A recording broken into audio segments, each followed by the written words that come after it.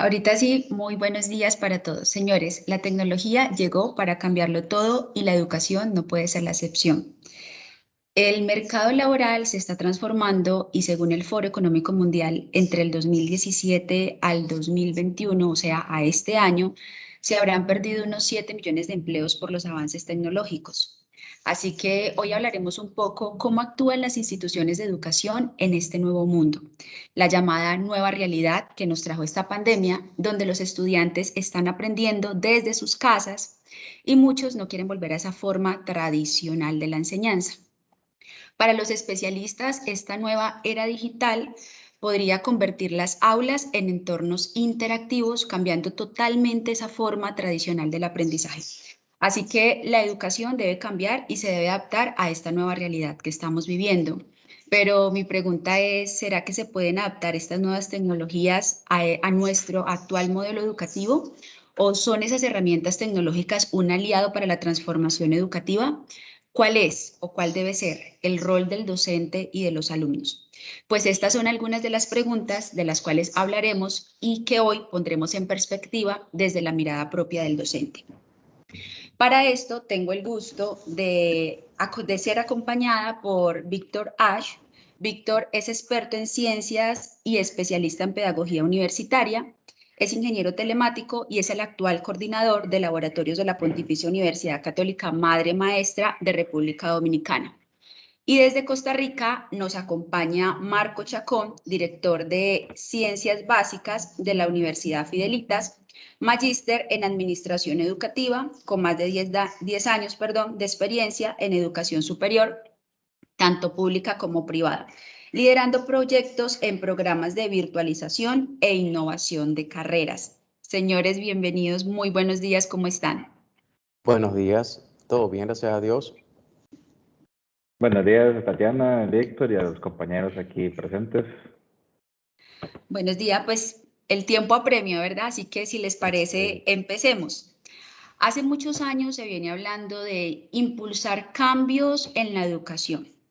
Y una de las principales críticas que se hace a ese modelo educativo tradicional es el profesor dictando la típica clase al frente de decenas de estudiantes, donde pues los estudiantes se encuentran en silencio, los contenidos son estandarizados y esto básicamente parece que quedó viejo o obsoleto. Esto ya digamos que no es nuevo, esto se viene hablando desde hace unos 5 o 6 años atrás. Así que todo alrededor de la escuela y de la educación evolucionó y cambió, pero la educación lastimosamente parece que se está quedando un poco atrás. ¿Y por qué les digo esto? Miremos esta imagen. Ahora, ¿no les llama la atención que una clase de hace 5 décadas no sea tan diferente o tan distinta a una clase actual? Yo creo que hay una frase que me viene ahorita a la mente y es la de Albert Einstein. Él decía, no podemos esperar resultados diferentes si hacemos siempre lo mismo. O sea, no podemos mantener una misma modalidad durante décadas sin atender los cambios profundos que está viviendo el mundo. La era digital, yo creo que ha movido un nuevo repensar del papel del docente en el aula. Así que me gustaría empezar contigo, Víctor. ¿Cuál crees que debe ser el rol del docente en esa nueva era digital y cuáles son los retos que el docente hoy por hoy tiene? Y luego me respondes tú, Marco. Bien, viendo la imagen que tienes de fondo, aquí vemos un reto inminente, el de captar o mantener la atención. En un aula es fácil mantener la atención porque el docente es el centro. En la parte virtual entendemos que mantener la atención no es una forma convencional, puesto que estamos frente a un software con una videoconferencia, no todos los estudiantes tienen acceso a la cámara y también estamos utilizando una tecnología de vanguardista, de punta, pero la metodología no ha cambiado. El chip aquí, esta parte no ha modificado en todos los docentes. Entonces tenemos que tener un docente que esté activo, que utilice herramientas tecnológicas, o sea, la parte de las tecnologías de información y comunicación, o como se le llama, TICs, que le puedan ayudar en su rol docente, que pueda tener un simulador, una parte interactiva, para lograr que el estudiante esté en actividades de forma síncrona, pero también asincrónica, que el estudiante pueda experimentar, despegar por sí mismo desde la casa. Entonces, el rol del docente es una simbiosis de mediador y motivador. Tiene que mediar entre la tecnología, el contenido docente y el interés del estudiante, logrando así insertarlo dentro del mundo tecnológico y dándole pinceladas de tecnología, pero dentro de su propia área donde va a formarse de su carrera, destacando ciencias naturales y exactas, que es en este caso la parte que estamos abarcando, o como se llama ciencias básicas. ¿Qué te opinas, Marco? Claro, de hecho, los cambios vienen rápido y no solo los cambios digitales, sino también lo que son los cambios generacionales. Por lo que primero debemos pensar en romper ese paradigma educacional que nos funcionó por mucho tiempo, pero ahora las necesidades son otras. Tenemos que tener una mentalidad disruptiva, plantearnos nuevas estrategias de enseñanza. Creo que primero debemos como tomar y aceptar esa decisión como docentes y decir adiós al 100% de las clases magistrales y darle una bienvenida a nuevas metodologías de enseñanza. Por ejemplo, como la metodología STEM, que ha tomado mucha fuerza no solo a nivel de Latinoamérica, ¿verdad?, sino a nivel mundial, que se ha empezado a implementar en muchas universidades, en muchos centros educativos, educación no solo a nivel superior, sino también a nivel de bachillerato, de escuelas y colegios, ¿verdad? Aquí el rol de docente, como vos lo mencionas, Víctor, cambia y ya no es esa figura que todos lo saben, no es esa figura en el que lo que dice es definitivo, porque ahora tenemos mucha información y el estudiante ahora también tiene más acceso a esa información. Entonces, en efecto, el rol del docente pasa a ser como un guía, un acompañante. Y en muchos casos, los docentes nos convertimos hasta en mismos estudiantes. Porque dentro de estas metodologías de enseñanza vemos mucho lo que es la creación de entregables, la creación de proyectos, que probablemente sean proyectos en el que el docente no sea su fuerte, pero tiene que tener alguna aplicación de esa área. Entonces el docente le toca nuevamente conocer desde cero ese proyecto, ese entregable, ese temita, ¿verdad?, que tiene que llevarlo adelante.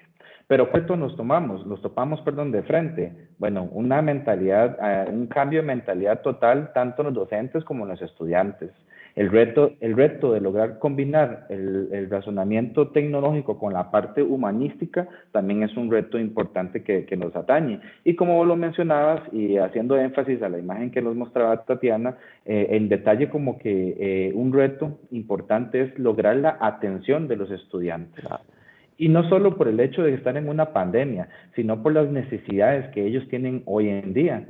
Tal vez antes era importante explicarles las demostraciones físicas, demostraciones matemáticas, pero hoy en día vemos otra necesidad, una más fuerte aplicación de estas áreas.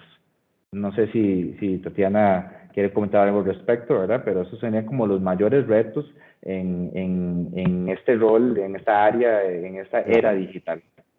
Y como bien menciona, agregándole ahí las demostraciones, las fórmulas, antes utilizábamos el pizarrón, la manera tradicional. Estamos escribiendo y punto. Entonces te dejaba una anécdota donde el estudiante se quedaba vacío.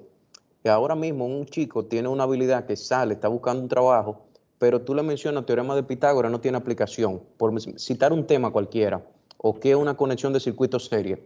Sin embargo, con tecnología podemos mostrar el mismo tema, pero el estudiante va a tener un espacio donde cuando el profesor le explique y él leyó del tema, él puede sentarse con el profesor. Profesor, mis preguntas del circuito son, o del teorema, o la aplicación que yo vi, yo pude practicar, pude hacer. Entonces, cuando yo estoy haciendo, creando, todas esas herramientas me vinculan automáticamente a una simulación. Y mediante simulación es una de las principales ventajas que tenemos con las TIC, o sea, la tecnología de información y comunicación. Y vamos a tener un mejor egresado, una mejor calidad. Y ahí entran muchísimas aplicaciones y estamos viendo cómo está cambiando el paradigma, como bien citas. Entonces ya el estudiante se desarrolla acorde a su necesidad, crece tan pronto tiene su necesidad de cada uno de los temas. Entonces es una gran ventaja. Muchas gracias, Víctor, y bueno, también a ti, Marco. Yo me quedo con algunas palabras que ustedes nombraron y era el rol del docente tiene que ser de mediador, de motivador y que debe de insertarse al mundo, o sea, a ese actual mundo que está cambiando y que se está destacando bajo el área de las ciencias STEM, que no voy a entrar a profundizar en esto porque creo que es un tema, yo creo que no nos darían aquí las 12 y no pararíamos de hablar, ¿no? Entonces, también hay otra cosa que ustedes nombraron y era menos enseñanza y más aprendizaje. Entonces, parece que tenemos que aceptarlo, ¿no? El trabajo en el aula tiene que cambiar, pero la pregunta es, ¿qué cambiamos o cómo podemos pensar que puede ser esa educación del futuro? Y para responder a esto, hay un informe que realizó la Global Education Future World Skill, donde ellos señalan que la nueva educación debe orientarse a desarrollar habilidades en los alumnos para la vida. O sea, de trabajar en espacios colaborativos, de adaptarse a esos entornos cambiantes y de tener que el estudiante pueda tener la habilidad o la capacidad de resolver problemas. Voy a hacer un pequeño paréntesis aquí porque tú, Víctor, decías, es que la simulación nos ayuda a eso, o sea, la simulación nos ayuda a muchas cosas, inclusive a que los estudiantes puedan cogerle amor por las ciencias, ¿cierto? Coger amor hacia la tecnología, que es esa nueva era digital en la que nosotros estamos, ¿ya? Entonces, por lo menos, yo no recuerdo ahorita la cifra exacta, pero hay un informe que realizaron, creo que era el Banco Mundial, donde ellos decían de que la UNAM, si mal no estoy, las cifras era que por cada alumno que estudiaba ingenierías, independientemente de las ingenierías, había 4 que estudiaban historia. Entonces nos estamos quedando en ese repensar de atrás, ¿no? Mirando hacia atrás, cuando los países que por eso nos llevan, digamos, van un paso adelante de nosotros, países desarrollados o países que están hablando a nivel de educación, que son, digamos, una eminencia en la parte educativa, como Finlandia, como Singapur, como China, como Hong Kong, etcétera, ellos están mirando hacia adelante, o sea, el futuro son los estudiantes, ¿no?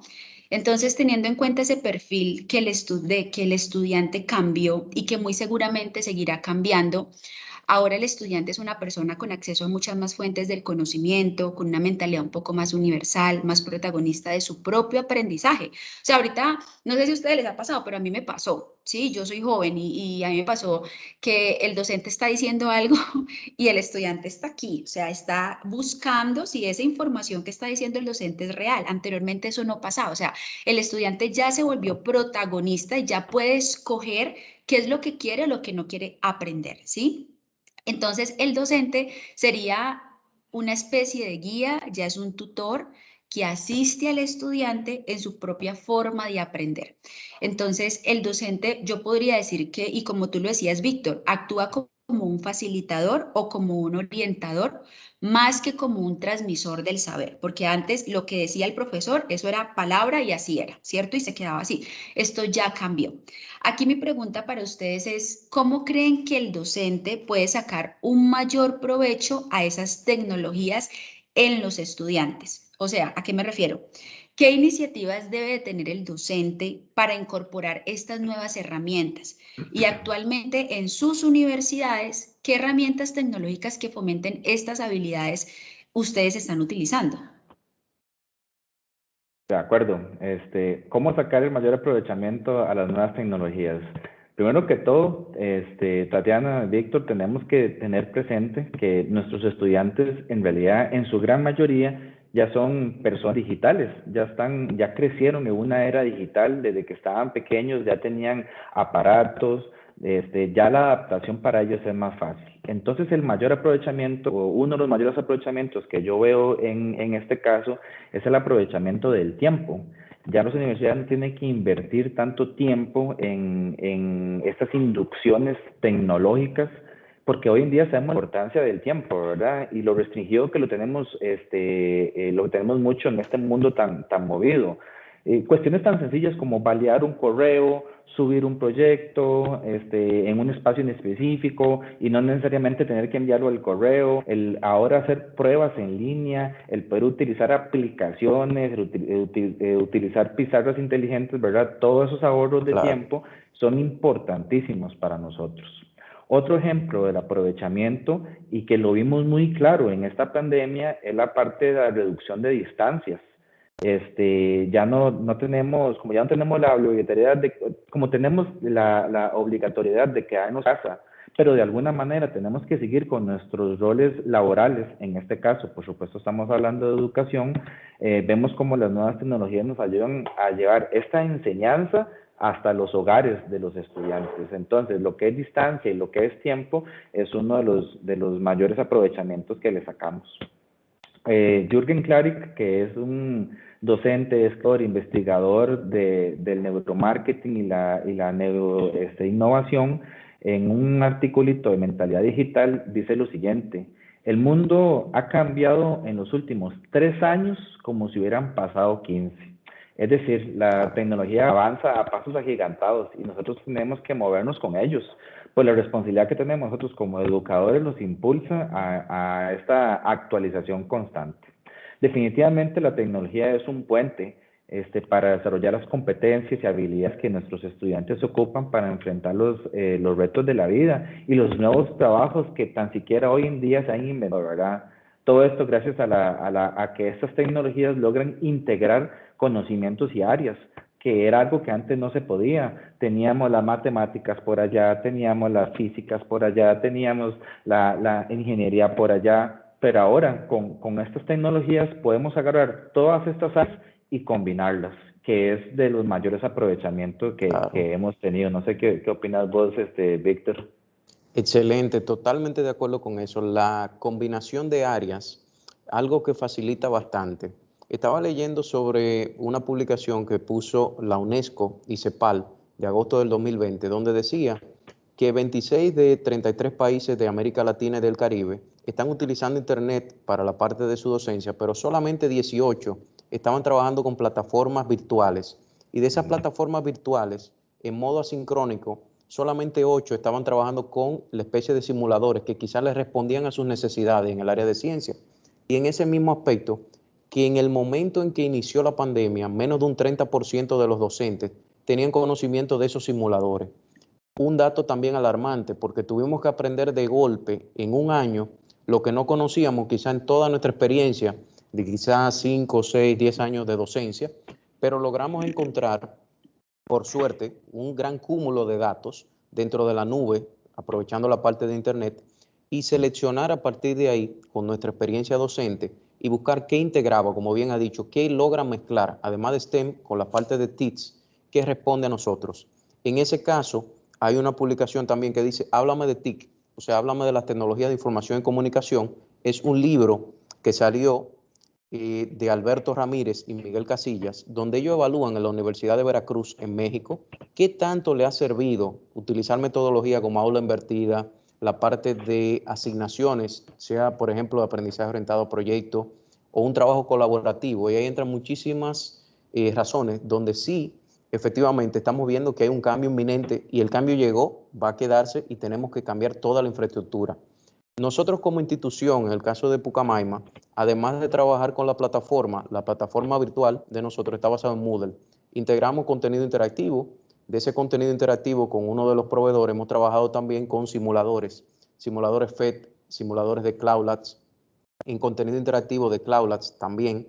Y tenemos datos bastante interesantes donde hemos visto que chicos no te comprendían un tema cualquiera, vamos a poner también de leyes de Newton, por citar algo de física, y tú decías, segunda ley de Newton, fuerza igual a masa por aceleración, el estudiante se te quedaba, estoy aburrido, no entiendo qué es, pero tú le pones en pantalla, compartes y muestra el simulador de leyes de Newton, el docente tiene un rol, como bien cita, también está aprendiendo, es el más beneficiado dentro del proceso, y está compartiendo en pantalla y dice, mira chicos, esto es lo que está pasando, yo estoy moviendo esta imagen o esta caja, la está empujando, y eso significa una aplicación de segunda ley de Newton, y el estudiante cambia la mentalidad, pero también te integra matemáticas, tiene que ver la función de por qué es interesante, y entonces está cambiando bastante.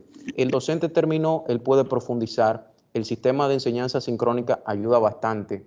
Ese medio de tecnología deben de aprovecharlo todas las instituciones académicas. En el caso de nosotros lo tenemos en Moodle y tenemos la ventaja, y esto le va a pasar a muchas instituciones, que tú ves contraste entre los simuladores. Hay simuladores que tú lo pones, estás trabajando, pero la condición la tiene que crear el docente. Pero tú llegas a un simulador como en el caso de lo que hemos trabajado más. Nosotros tenemos más de un año trabajando con Cloud Labs y nos da la ventaja de que cuando tú llegas, además de que el entorno es amigable, está en español, el profesor puede iniciar la clase bien, pero si el profesor no puede trabajar una sesión sincrónica, el estudiante por sí solo puede despegar, porque tiene una interfaz amigable, una interfaz donde tiene todas sus ecuaciones, descripción de variables, tiene todo el proceso y queda la evidencia de qué realizó, porque tiene contabilizado qué pudo hacer el estudiante y no lo limita. El estudiante, nosotros tenemos también una mentalidad quizá un poquito extraña, que decimos que el estudiante bueno es el que practicó y le salió de una vez la práctica. No, en el proceso de experimentación en un laboratorio tenemos que ver que debemos aprender de los errores. El estudiante satisfactorio no es el que mejor ha hecho el trabajo, sino cuántas veces se equivocó, pero logró esa parte, la competencia que está buscando, ese indicador. Entonces, con el simulador tú puedes practicar fuera del aula en un manejo de tiempo desde tu casa, aprovechando internet, y te puedes desarrollar mucho más. Esa es mi opinión personal con respecto a esta parte. No sé qué dice Marco o Tatiana con respecto a esto. Sí, Bueno, yo quisiera, perdón, Tatiana, quisiera agregar Sí. ahí que también nos preguntaste qué herramientas utilizamos dentro de las universidades. Y obviamente aquí hablamos a partir de la experiencia de cada una de nuestras instituciones, pero tampoco es que los cambios son tan radicales. Algunos ya son bastante conocidos. Cuestiones como lo mencionó Víctor, simuladores o ala invertida, el aprendizaje basado en proyectos, es algo muy común. Nosotros, por ejemplo, también utilizamos lo que son los casos de simulación programada, ¿verdad? Ahora tantos lenguajes de programación y tanta variedad en ese sentido, es bastante fácil enfocarlo, ¿verdad? A alguna carrera en específico. Tenemos, por ejemplo, lentes de realidad virtual donde podemos conseguir aplicaciones gratuitas, donde ya el que te expliquen los detalles de un átomo, de una molécula, ¿verdad? En una pizarra, es más bonito verlo en 3 dimensiones y moverse alrededor de ellos, ¿verdad? Claro. Son cuestiones que, como usted dice, ¿verdad? Le llenan mucho más al estudiante. Ya no vamos a poner a nuestros estudiantes a aprenderse una tabla de derivadas, una tabla de integrales, ¿verdad? Cuando en la vida real, cuando en los trabajos de ellos, si realmente ocurren esas tablas, mentira que ellos van a decir, ay, bueno, ¿cuál era la derivada de tal? ¿Verdad? Eso no Sí. sucede, sino lo que sucede es la aplicación, ¿verdad? Cómo más bien podemos generar un escenario, ¿verdad? Que esto es precisamente lo que nos dan estos simuladores, nos regalan un escenario donde usted puede aplicar esas derivadas y donde usted ve la funcionalidad de esas derivadas. Y eso es lo que le llena al estudiante, ¿verdad? No aprenderse algo de memoria, no el sacar un 80, un Claro. 90, un 100 en un examen, que a veces no te mide realmente la aplicación de ese conocimiento. Puede que se lo sepa de memoria, ¿verdad? Porque muchas veces vimos que nuestros exámenes eran más memorísticos, ¿verdad? Que aplicados, y con todas estas tecnologías más bien ahora podemos ver la aplicación de todos estos detalles, ¿verdad? Otras cuestiones que también utilizamos mucho son las entrevistas, por así decirlo, con nuestros estudiantes, ver cuál es la satisfacción de ellos. Para ello nosotros utilizamos una encuesta que es muy conocida, que se llama el Net Promoter Score, ¿verdad? Que básicamente se basa en una pregunta, y es que si usted recomendaría a esta clase a un familiar o a un amigo, ¿verdad? Entonces, con esa simple respuesta, ahí se sacan unos porcentajes, eso se trae menos 100 a 100, ¿verdad? Para saber que 100 obviamente es satisfacción total sobre el curso y menos 100 es que es totalmente reprimido, ¿verdad? Para así decirlo. En el 2018, si no me equivoco, el dato sobre el área educacional, sobre la industria educacional, estaba alrededor del 51, más o menos. Pero eso se utiliza para todo tipo de industria. Podemos hablar de shopping online, de aerolíneas, de smartphone, computadoras, que de hecho el porcentaje es un poquito más bajo, 44, 45, Wow. 43%, sí. Comentar que en mi institución, desde que se estuvo aplicando esta encuesta y al mismo tiempo estuvimos implementando estas nuevas tecnologías y también implementando la tecnología STEM, pasamos del segundo cuatrimestre de 2020 a tener un NPS, se dice en resumen, del 48, a este segundo cuatrimestre de 2021, un año después, del 56.8%. Incluso estamos por arriba del esperado en la industria de educación. Y todo esto tiene que verse o se ve impulsado por todos sus avances tecnológicos que la universidad, ¿verdad?, ha también Claro. invertido. Y que dicho sea de paso, es importante que todos los que son jerarcas de alto rango en las universidades den ese apoyo a sus docentes, a todas las áreas, ¿verdad? Porque sin el apoyo de ellos, sin un apoyo económico, pues esto también es difícil, ¿verdad? Entonces, siempre es importante un conjunto de todo, ¿verdad? De la parte académica, de la parte administrativa, de la parte tecnológica, todos trabajando en conjunto, ¿verdad? Como realmente suceden en los trabajos, ¿verdad? No tenemos que ver esto como un bicho por aparte educacional, sino también es un trabajo que ocupa, ¿verdad? Del trabajo en equipo, que muchas de esas tecnologías no lo permiten, también nos permiten el fomentar todas esas habilidades blandas, ¿verdad? Que son muy conocidas y que son tan requeridas por la industria. Adelante, Tatiana. Que no sé por qué le llaman habilidades blandas, ¿no? Cuando debería de ser todo lo contrario. Y hacia Sí, allá, hacia ¿verdad? donde se están dirigiendo las universidades, hay algunos temas, o sea, ustedes tocaron temas muy puntuales que de hecho a mí me toca, pero yo digo, ay, esto lo están viviendo, esto debería ser súper importante. Una de las cosas que tú decías, Marco, es lo del presupuesto, ¿no? O sea, nuestros directivos sí nos están apoyando, sí estamos ayudando con herramientas tecnológicas. Creo que en esta semana nosotros hablamos y decíamos, la educación no debe ser el fin, pero sí debe ser un medio, ¿cierto? Y como lo Claro. decías tú, Víctor, o sea, debe el educador debe canalizar eso entre la tecnología y entre el aprendizaje para poder saberle llegar de una mejor forma al estudiante.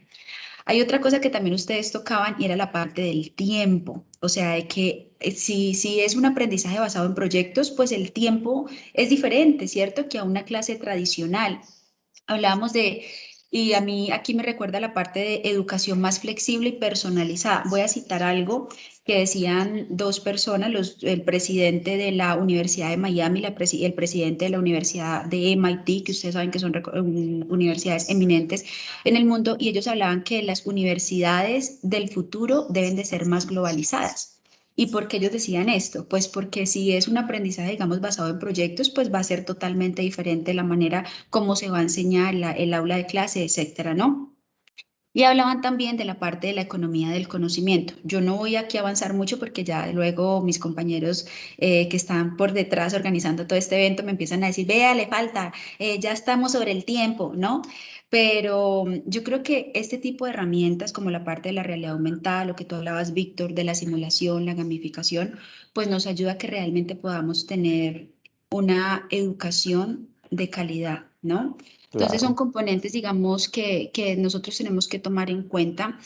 Y les quiero hacer una última pregunta y es desde su perspectiva, ¿cuál creen que será el futuro de las clases en la educación superior?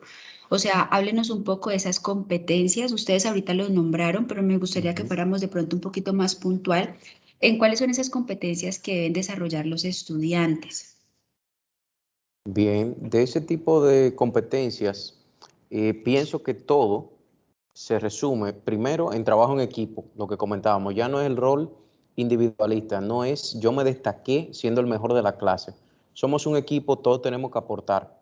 Dentro de ese aporte o ese trabajo en equipo estamos viendo que hay un análisis y ese análisis conjunto depende de pensamiento. Entonces aquí tenemos pensamiento lógico, pensamiento sistémico, una parte donde estamos viendo el pensamiento analítico y ese trabajo que se está desarrollando junto con el pensamiento responde a otra competencia, a una comunicación donde vamos a tener un reporte de esa comunicación, sea de forma oral o de forma escrita.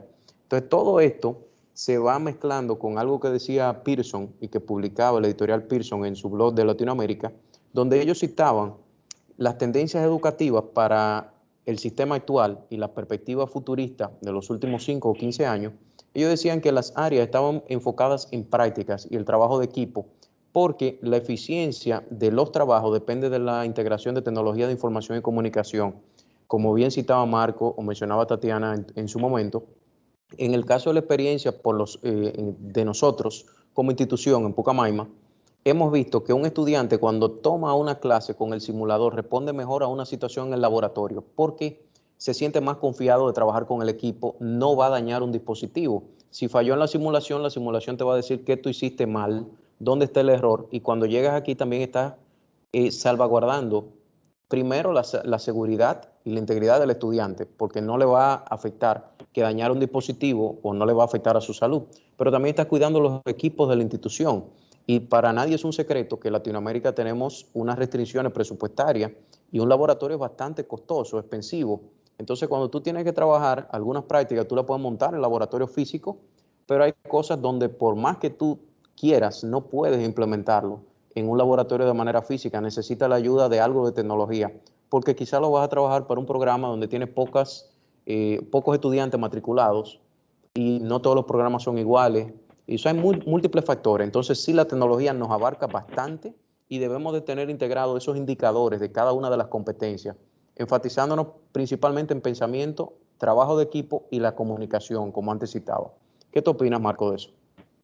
Claro, de hecho, es algo muy interesante que casi que antes de pandemia se podría decir que nuestros espacios de aprendizaje en su mayoría no estaban adaptados a que se trabajara de una forma virtual o de una forma remota. En su mayoría, ¿qué pasa?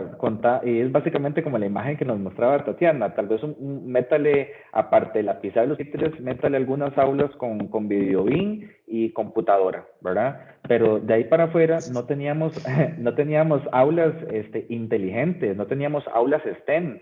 Entonces, la educación disruptiva se nos estaba complicando mucho, ¿verdad?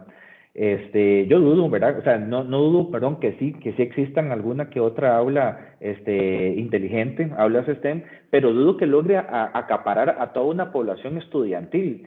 De ahí que la incorporación de las tecnologías puede crear un híbrido, ¿verdad? Entre estos modelos tradicionales que tampoco es que está mal sacar parte de los modelos tradicionales y combinarlo con esta enseñanza STEM, ¿verdad? Como les dije, llámese simuladores, lentes de realidad virtual o realidad aumentada, se buscan nuevas herramientas tecnológicas para incorporar algunos conceptos, algunas temáticas importantes de los modelos tradicionales a estas nuevas formas de enseñanza.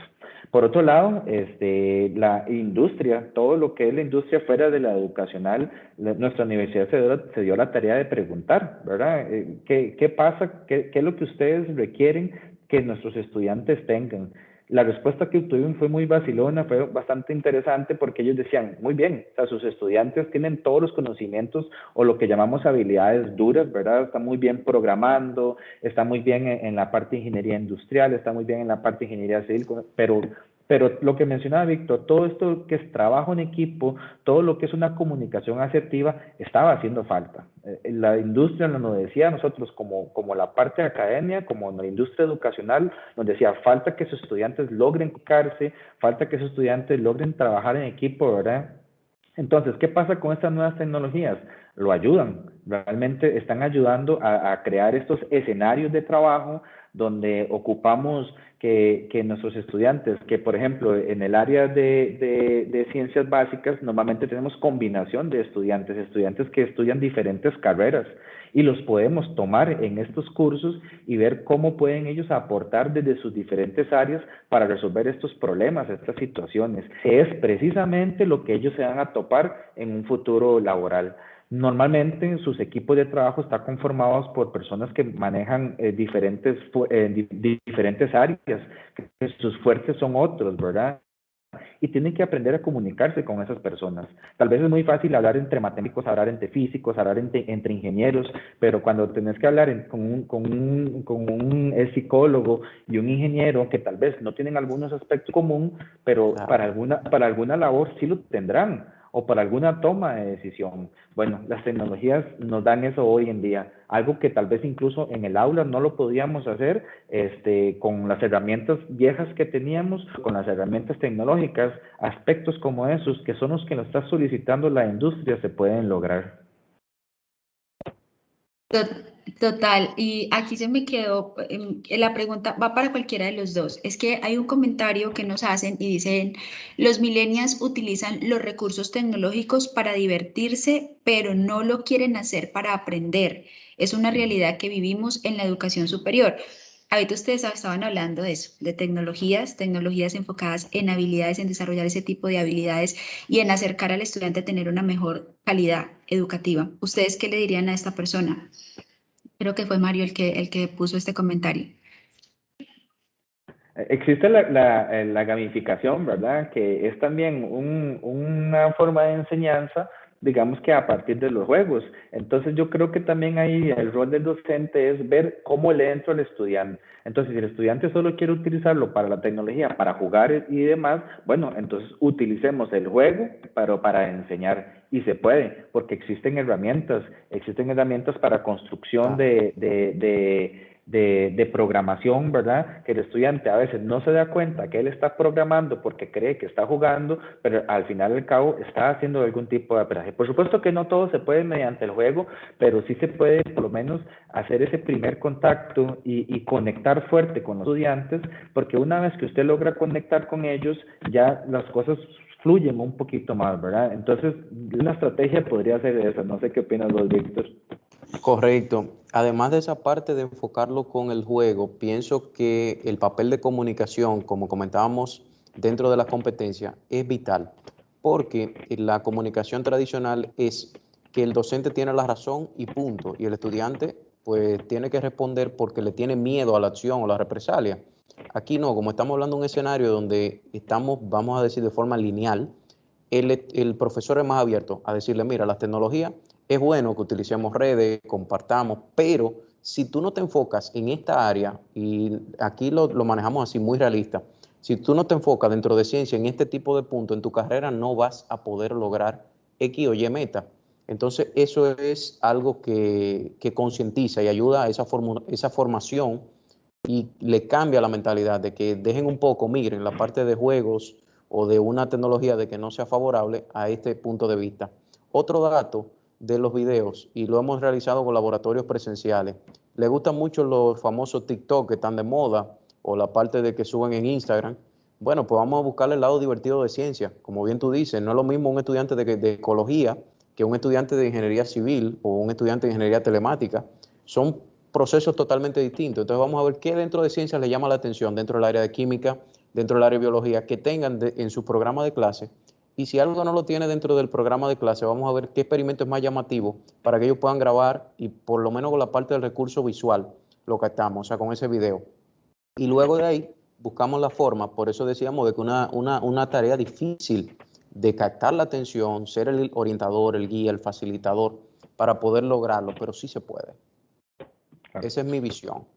Bueno, aquí hay otro comentario de Mario y lo que él dice es la gamificación es fácil de implementar con los estudiantes adultos que trabajan y estudian, ya tienen un hogar y con responsabilidades.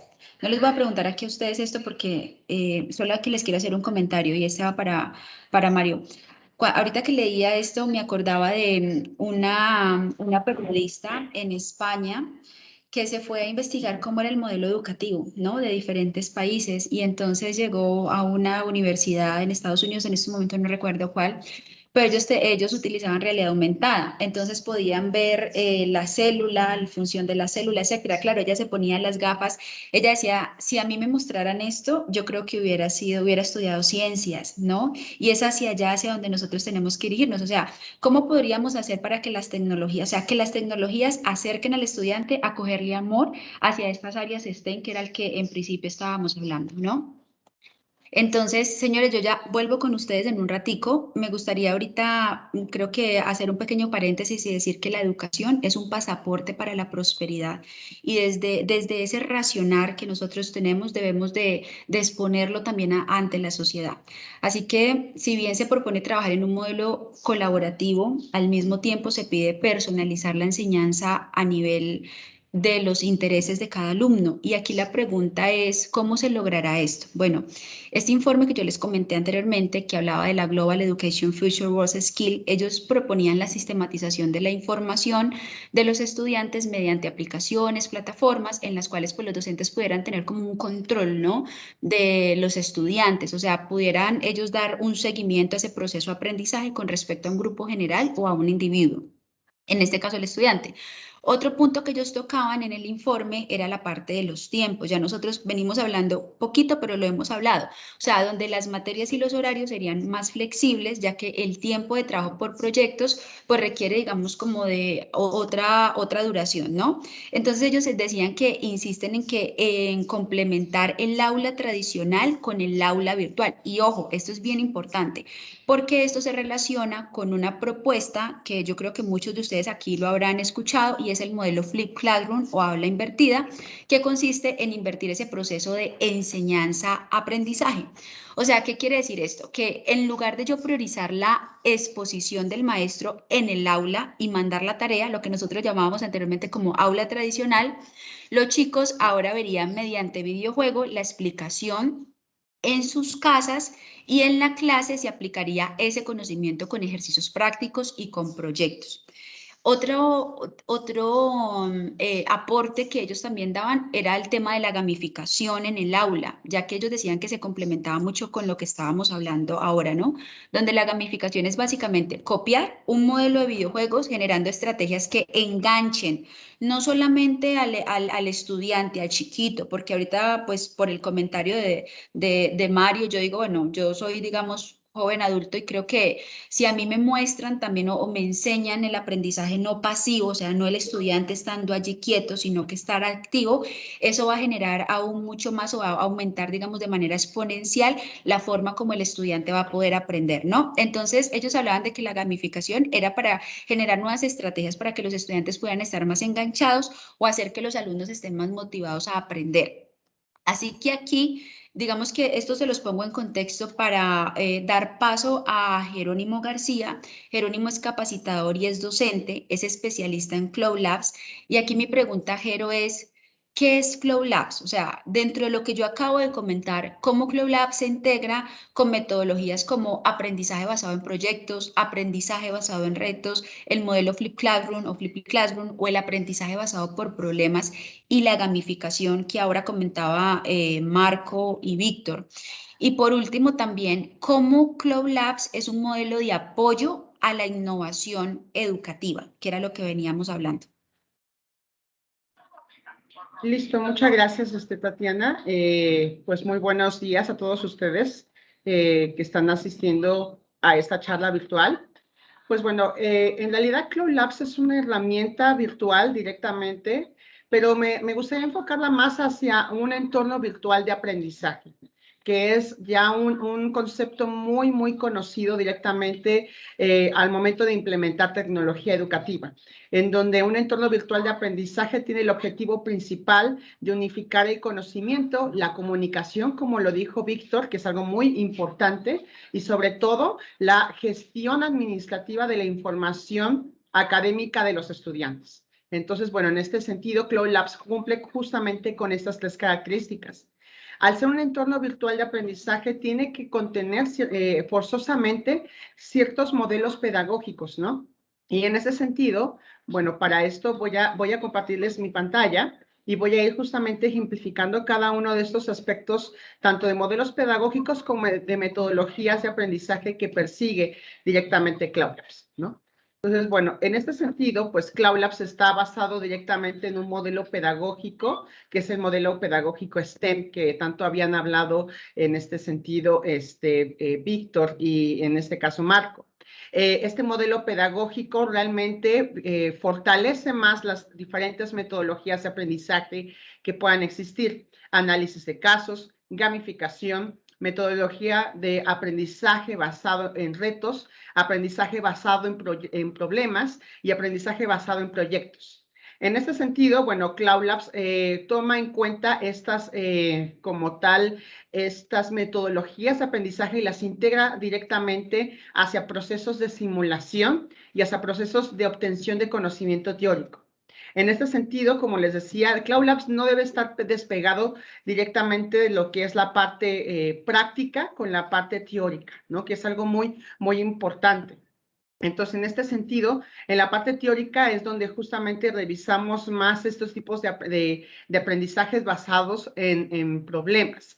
¿Por qué? Porque desde un principio al estudiante le insertan directamente las problemáticas, pero le insertan de una manera muy particular, ¿no? Vean en este tipo de situación o de problema que está colocando aquí en la parte de matemáticas, en donde aquí el docente realmente es como que si tuviera una conversación típica de alguna red social, ¿no? Como Facebook, WhatsApp, ¿no? Literalmente, en este sentido, vemos cómo aquí se están mandando mensajes de texto, literalmente las dos personas, pero al final el docente le está platicando al estudiante que tiene que resolver una situación concreta o una problemática concreta referente al tema.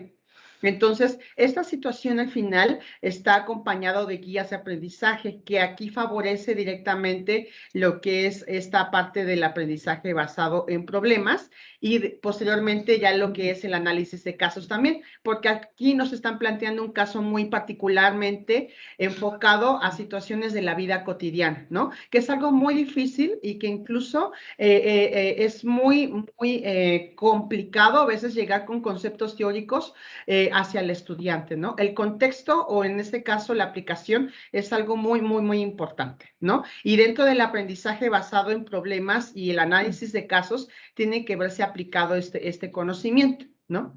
Y bueno, para esto, pues al final el estudiante va a tener todas las herramientas disponibles de una forma autónoma y autodidacta. ¿En qué sentido, no? Aquí ya favorecemos la metodología del feedback claro. ¿Por qué? Porque el estudiante aquí tiene la posibilidad de ingresar de forma autónoma a través de estas cuestiones que estamos revisando aquí, de estos conceptos, puede aquí obtener información directamente. A mí me gusta un poco relacionar esta herramienta con la parte de que se ocupaba anteriormente una herramienta hace mucho tiempo que se llamaba Encarta. Sin embargo, ahora con estas nuevas cosas que existen de que se fundó Wikipedia y existen ya muchos artículos, pues la verdad de alguna manera sí son confiables algunos de esas fuentes de información, pero directamente Cloud Labs pues en este sentido está también fabricada o los contenidos están fabricados de fuentes confiables directamente, ¿no? Entonces, al final, lo vuelve directamente un recurso educativo de obtención de conocimiento.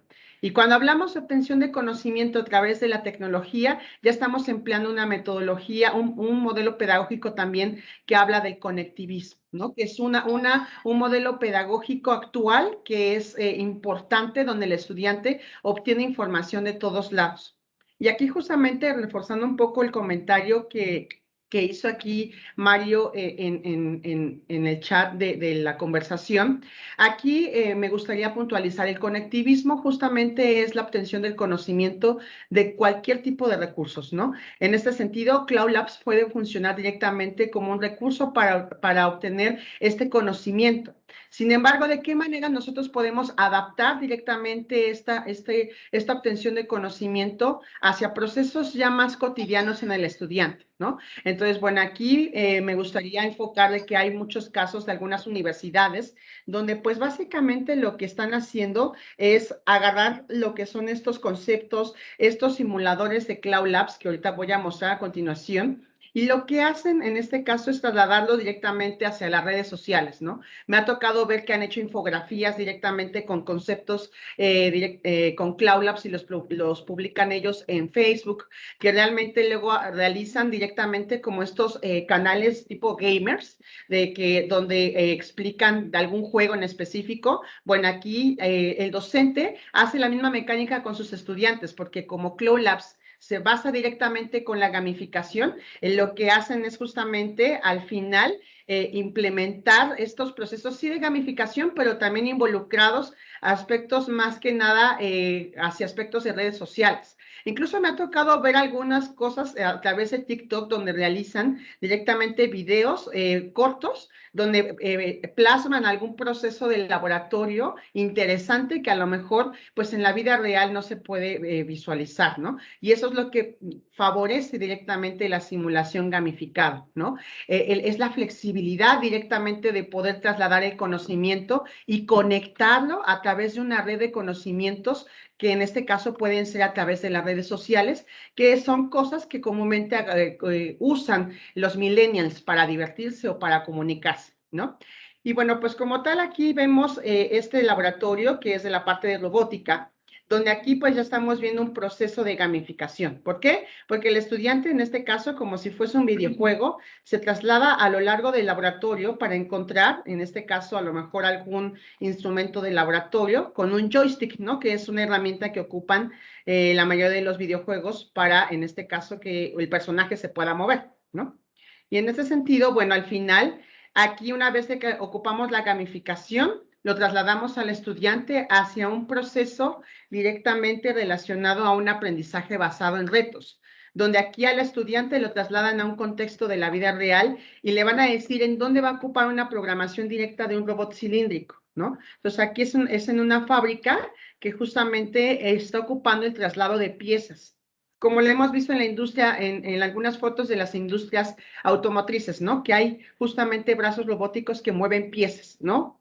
De lo que son directamente el ensamble de partes de automóviles, ¿no? Entonces, aquí vemos cómo nos introducimos directamente a esta práctica y al final tenemos esta posibilidad igual de seguirnos trasladando de forma tridimensional a través del espacio, a través de las múltiples cosas que están involucradas ahí, y al final nos permiten posteriormente realizar la práctica de laboratorio de una forma ya más sencilla y con un contexto ya bien definido.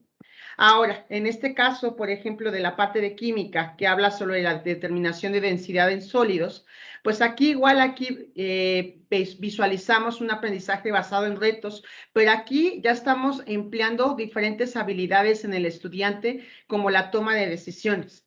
En este sentido, aquí tenemos diferentes muestras y cada una de estas muestras pueden ser justamente alguno de estos elementos de la tabla periódica que comúnmente ya conocemos, ¿no? Sin embargo, algunos de estos elementos son altamente reactivos en agua.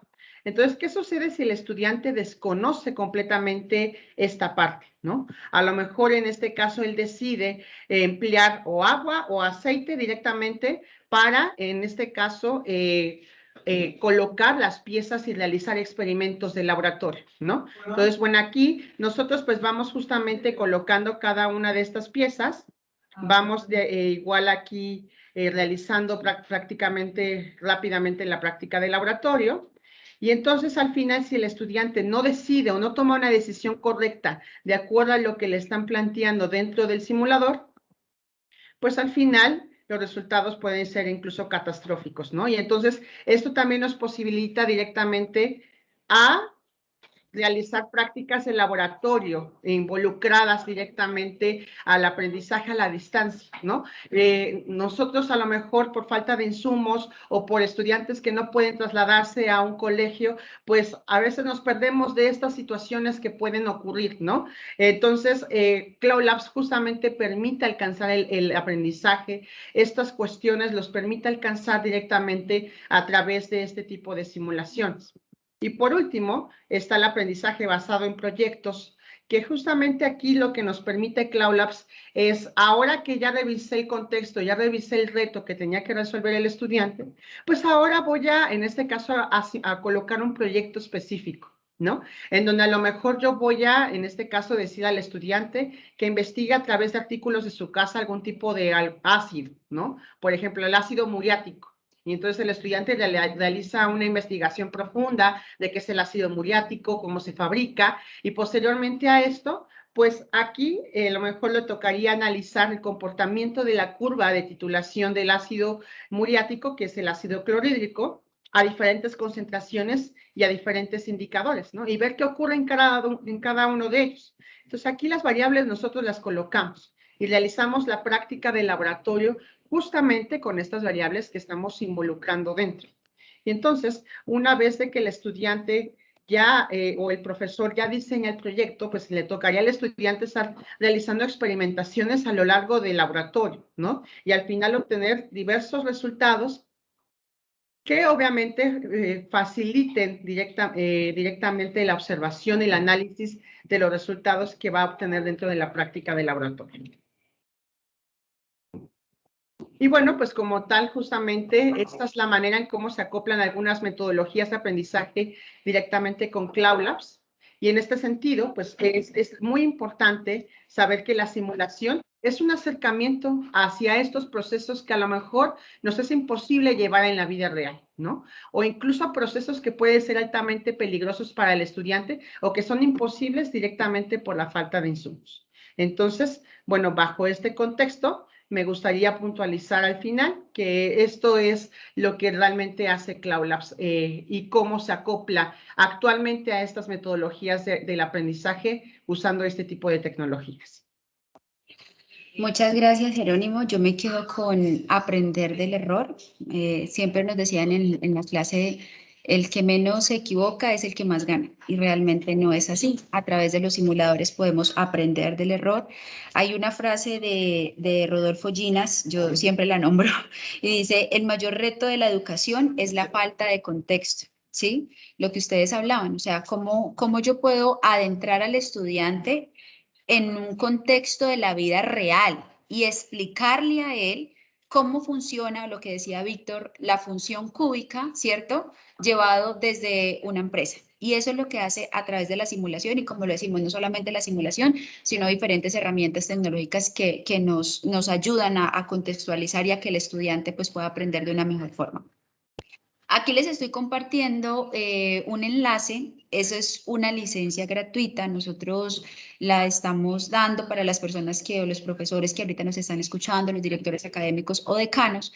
Si desean conocer un poco más sobre Cloud Labs, sobre cómo pueden integrar este tipo de herramientas tecnológicas dentro de sus aulas para ayudar a que sea un entorno más divertido, más competitivo y un aprendizaje, digamos, una enseñanza más enfocado en aprendizaje por competencias y por habilidades, pues los invito entonces a que puedan llenar el formulario. Creo que ya estamos sobre el tiempo. Aquí tengo un par de preguntas que me gustaría leerlas y me dan chance, las nombro de pronto para los que estén interesados. Inclusive, estamos como a 3 minutos de hacer el cierre final del conversatorio. Si hay alguien de pronto que quiera activar su micrófono y hacer la pregunta, con todo gusto, ¿vale? Aquí hay una pregunta, dice, ¿qué cambios, no sé, qué cambios circulares se deben realizar en los planes de estudio de las carreras universitarias de acuerdo a la opinión de los expositores? No sé si alguien quiera comentar. Claro, yo puedo comentarle ahí, Tatiana, ¿qué cambios curriculares se tienen que hacer hoy en día? Bueno, para ello tiene que hablarse por carrera. El tener una buena comunicación con los directores, con los profesores, con los coordinadores, ¿verdad? Con todos los encargados de una carrera para ver realmente cuáles son las necesidades que está teniendo nuestros estudiantes y qué cosas de nuestros programas a hoy en día son insuficientes, ¿verdad? A veces traemos programas desde hace 20, 30 años, ¿verdad? En los que se ha enseñado lo mismo, pero vemos que tal vez eso no es provechoso, ¿verdad? Entonces, el poder reunirse como equipo y tomar una decisión de qué cosas ocupamos y qué cosas no ocupamos, es importantísimo. Además de definir bien cuáles son las habilidades que yo quiero obtener por cada uno de esos cursos que estoy llevando. A veces teníamos los cursos de matemática, los cursos de física, donde era mucha teoría, mucha cosa muy mecánica, ¿verdad? Y que al final el estudiante no te dejaba nada. Podemos todavía seguir viendo la función cuadrática, pero no meternos en la repetición de ejercicios, sino en la aplicación de los mismos. Entonces, siempre es muy importante buscar la aplicabilidad de todos los conceptos que tenemos, como una opinión de arreglo curricular que se podría hacer. ¿Tienen sueño? Adelante, David Narváez. En media hora llega. ¿Qué tal? Buen día. Les hablo de la ciudad de Campeche, de México. En mi caso, trabajo para una universidad pública, veo las bibliotecas y estamos en la transición de una clasificación que se llama DIU-ALC y vemos lo importante que es pues el libro físico y lo sumamente importante que es el libro digital. Mi pregunta va con base al siguiente argumento.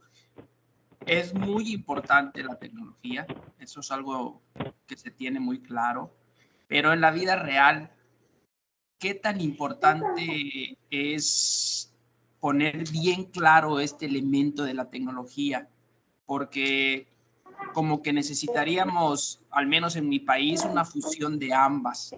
A nivel Latinoamérica, ¿es irnos plenamente a la tecnología por 100%?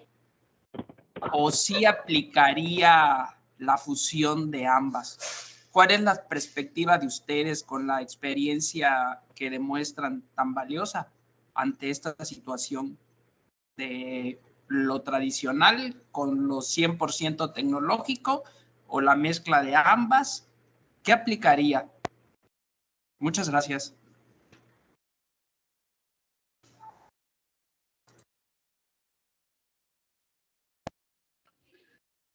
Víctor, tienes el micrófono en mute.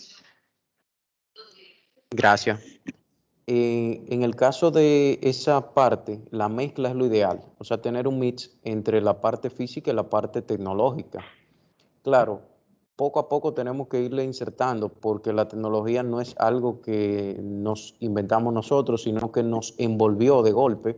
Con este último año de pandemia tuvimos que aprender una cantidad de herramientas de ofimática que quizás no habíamos trabajado los últimos 5 o 6 años, incluyendo las mismas mejoras de las videoconferencias a través de Microsoft Teams o de Zoom. En el caso de otro tema muy importante, el tráfico y elementos que tenemos de transporte en todos los lugares, te facilita la tecnología no tan solo con el libro, sino con la parte de la función de audiolibro, que ahí van a tener algunas aplicaciones donde tú llegas, estás tomando el transporte, te pones tu audífono que va de una ciudad a otra y puedes dejar corriendo el audiolibro de la clase X o estás viendo la función de simulador. Entonces sí, la tecnología te va a ayudar. Entiendo que independientemente de esto, tú vas a complementar con el libro físico, como menciona según el programa de clases. Respecto a lo que mencionaba Marco, en los programas, y les exhorto a todos, es bueno revisarlo. Nosotros como institución hicimos un acuerdo hace unos años con un departamento, se llama Departamento de Evaluación Profesoral, donde tenemos expertos en el área de pedagogía universitaria y solamente se revisaron los programas actuales versus a la necesidad que está en el ambiente, o sea, la necesidad que tienen las empresas. Cuando tiene una empresa un egresado, por decir algo, de ingeniería industrial o de ingeniería industrial y sistemas, ¿qué necesita que haga ese egresado? Entonces corregimos el programa en base a eso y comenzamos a reformarlo completo. El pensum de la carrera, o lo que le llaman el currículo de la carrera, y las asignaturas de ciencias. ¿Por qué ciencia? Porque ciencia es el eje que le da a todo el mundo, no necesariamente ingeniería. Ciencia tiene que darle también, por matemática o cualquier otra asignatura así, a carreras como hotelería, hay administración de empresas, tiene que darle también arquitectura. Entonces reformamos, pusimos para el área de salud, por citar un caso, pusimos lo que se llama matemáticas para ciencia de salud, donde el médico tiene que ver funciones matemáticas, tiene que ver aplicaciones, pero dentro de lo que va a vivir. Un crecimiento de función logarítmica, sí, pero un crecimiento de bacterias por campos, o un crecimiento de algo que sí tiene que evaluar dentro de un rango de analítica de la química sanguínea de una persona, y no con el mismo caso que quizás tiene un ingeniero de un modelamiento de una función para tener una aplicación de precálculo o posteriormente de cálculo. Entonces sí se pueden clasificar por cada rama. ¿Que cuesta trabajo? Sí, pero es un proceso que poco a poco todas las instituciones tienen que irlo realizando. No es una transformación de la noche a la mañana, vuelvo y repito, es una transformación grande, requiere mucho trabajo en equipo y la experiencia también de los docentes de mayor tiempo para revisar el contenido. Los contenidos van a ser siempre los mismos, no vamos a cambiar leyes de Newton, no vamos a cambiar, tenemos parte, por ejemplo, de física moderna, pero el contenido de la física tradicional o de la química tradicional o matemática no lo vamos a quitar. Simplemente lo que estamos modificando es la manera en que le llegue la información a la persona y cómo la persona manipula la información para que se le quede, que no sea la repetición, el color es blanco y me lo aprendí porque repetí, sino porque pude probar y darme cuenta de que realmente era así porque practiqué. Siempre y cuando vinculo la práctica puedo tener mis hipótesis, cumplo todos los pasos del método científico y a partir de ahí el aprendizaje se vuelve significativo. Si el aprendizaje es significativo, nunca se va. Yo puedo ahora mismo tener una duda de qué es la tercera ley de Newton y entro en Google y lo busco, pero si yo pude ver un ejemplo, me lo aprendí, nunca se me va a olvidar.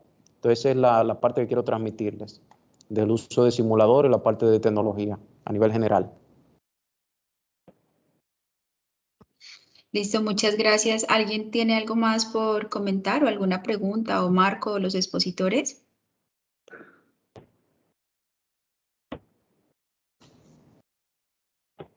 Listo, entonces yo no sé si les Hay una pregunté a ustedes. pregunta. Ay, perdón, Tatiana. Hay una pregunta que hicieron anteriormente, creo que ya no la contestaron, pero alguien preguntó si también se pueden simular circuitos eléctricos. Carlos Ortega. Listo, entonces yo le voy a dar respuesta a esa pregunta. Y sí, específicamente se pueden simular todo tipo de circuitos eléctricos. Tanto se realiza la parte, de hecho hay un módulo específicamente en Cloud Labs que es electricidad, ¿no? Y en este módulo de electricidad vemos tanto la parte de análisis de circuitos eléctricos, así como en este caso la resolución de estos circuitos eléctricos por diferentes metodologías, ¿no? Entonces, además también en la parte de física vemos un poco de los aspectos, en este caso básicos, de los circuitos eléctricos a través de circuitos series en paralelo. Entonces, sí simulamos la parte de circuitos. Vale, mi última pregunta para Víctor y Marco, esto más a modo de reflexión. ¿Son las herramientas tecnológicas un aliado de la transformación digital? Sí, ¿no? ¿Por qué? Totalmente de acuerdo, son un aliado en la parte de los recursos del aprendizaje y de hecho aquí puedo decir que el principal elemento es la proliferación de la innovación, no tan solo del docente, sino también del estudiante. Puede innovar, crear, tener un ambiente donde el aprendizaje, y vuelvo y repito, es significativo, se va a quedar. Y con esto nosotros podemos ver que las personas que han simulado por lo menos algo, se les queda por encima de un 80% de lo que han trabajado, mientras que los que no, se quedaban en un aprendizaje que no les servía a futuro. También hay una publicación que tenían, y aquí cito, por ejemplo, de la fundación que se llama Diálogo Interamericano de Estados Unidos, donde ellos decían que el uso de la tecnología en tiempos de la pandemia permitía fortalecer la comunicación entre los estudiantes, desarrollando el trabajo en equipo, que también lo mencionamos antes, facilitando la evaluación de los aprendizajes en tiempo real, con un excelente manejo del tiempo, sobre todo de la parte asincrónica, o sea, el trabajo de la actividad fuera del aula de clase o que no corresponde dentro del horario, la creación de ese contenido y la transmisión de la información realmente se vuelve cómodo a una generación contemporánea que sí está envuelto en tecnología desde que nace. O sea, ya tenemos individuos que toda su vida han trabajado con Internet o lo han visto. Simplemente aquí lo estamos orientando y estamos tratando de que esa herramienta no necesariamente le llegue al chico, sino que el profesor tradicional pueda cambiar y no le vamos a modificar su conocimiento, sino la forma en que lo va a transmitir para llegar a ese nuevo público, a esa nueva generación de estudiantes. O sea que sí, es un aliado maravilloso. ¿Qué te opinas, Marco? Claro, yo creo que las herramientas tecnológicas sí son un aliado, pero si se utilizan de forma adecuada, ¿verdad? No queremos que las tecnologías se conviertan en lo que a veces sucedían en la, digamos, prepandemia, en las clases presenciales, cuando nosotros llegábamos y dejábamos la tarea. Y a veces esa tarea, lamentablemente, los estudiantes se la compartían, se la pasaban al otro compañero, nada más le cambiaba el nombre, ¿verdad? Y la entregaba. A veces las tecnologías, lamentablemente, también pueden incurrir en esos errores, ¿verdad? Pero si lo logramos enfocar de una manera productiva, de una manera en la que el estudiante le saque el provecho y vea la importancia de realizar un simulador, de ver este video, de ver este documento, de realmente ver esta información, ¿verdad? Entonces, yo creo que sí es un gran aliado de la tecnología a la parte de la enseñanza, definitivamente. El poder crear estos escenarios incluso futuristas de trabajo o escenarios de situaciones reales de trabajo, ¿verdad? Nos benefician en muchos aspectos, que eran muchas de las críticas que recibíamos las universidades, ¿verdad? ¿Cómo estamos preparando a nuestros estudiantes? Porque cuando decimos aquí en Costa Rica, cuando los tiramos a la calle, ¿verdad? O sea, cuando ya ellos se van a sus trabajos y de todo, que no llegaban con esas fuerzas, no llegaban con ese bagaje, con ese colmillo, ¿verdad? Que a veces requieren las empresas. Y entonces teníamos a muchos estudiantes desempleados porque todas las empresas siempre pedían un poquitito de experiencia. Se requieren 10 años de experiencia, 15 años de experiencia, 5 años de experiencia. La ventaja de estas herramientas tecnológicas es que muchas veces el estudiante logra salir con esa experiencia a estos trabajos y son contratados los estudiantes. Por eso sí es un gran aliado y siento que el incorporarlo, y como decía Víctor, no todo de golpe, respondiendo a la pregunta que decía Mario, ¿verdad? No, esto significa que vamos a hacer nuestras clases 100% con simuladores, que van a ser 100%, ¿verdad? Sino es una combinación, es un equilibrio de todo. Estamos en una época de transformación y con pandemia es cierto que se ha aumentado, pero una transformación requiere tiempo, requiere años, requiere una curva de aprendizaje y todos nosotros estamos dentro de esa curva hoy en día. No sabemos qué va a pasar dentro de 5 años porque el mundo hoy en día es muy cambiante, pero hoy en día podemos ver una combinación o podemos utilizar una combinación de la tecnología como un gran aliado para una buena enseñanza.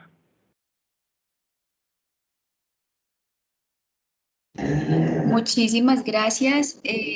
Gracias a ustedes por aceptar esta invitación. Gracias por acompañarnos. Si les gustó este evento, déjenlo en los comentarios y como siempre termino el evento con una frase, pues esta no debería de ser la excepción. Estoy tratando aquí de proyectar mi pantalla para mostrarles, pero bueno, me gustaría cerrar con lo siguiente. Lo que tenemos que aprender, lo aprendemos haciendo, decía Aristóteles. Jugando, jugando se aprende mucho. Muchas gracias, señores. Una feliz tarde para todos. Que estén muy bien. Hasta luego, Excelente, muchas gracias. Bendiciones. Hasta luego, bonita tarde. Igual.